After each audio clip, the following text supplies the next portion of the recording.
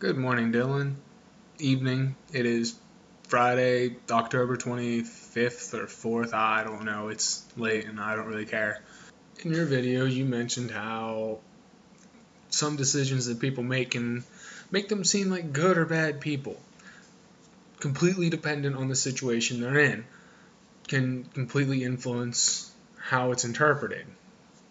I mean, I don't want to get into what's good and what's bad because that's completely and totally subjective to the situation, the individual, and probably a myriad of other conditions to think about to determine that. And everybody has their own opinion on what is good and bad, both socially, culturally, religiously, even personal values.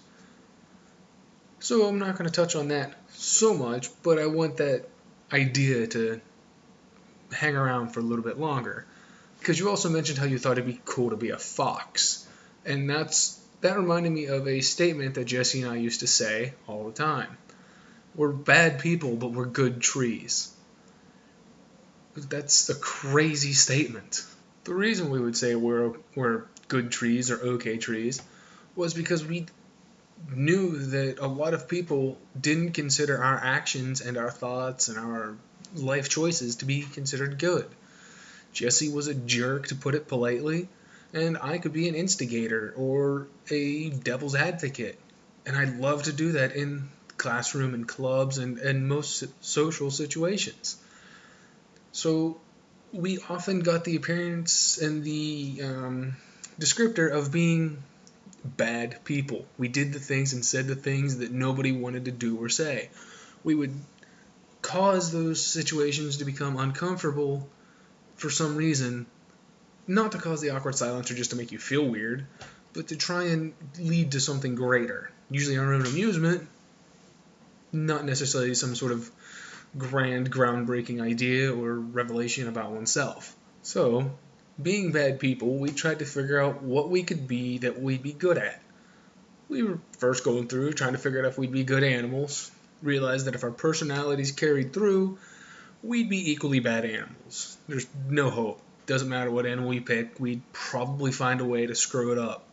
Even the cute, cuddly things like rabbits and cats cats are evil, but you get the idea. Something cute and cuddly, we'd find a way to screw it up. So we moved to the next logical choice of trees. I don't know how that was the next logical choice, but it was.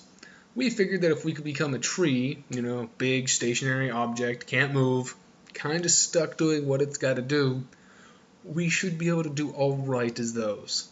And not, tear down homes or I don't know what else bad things trees can do. Get knots to make them hard to cut, I don't know. We figured we could at least succeed at that and not upset a whole bunch of people.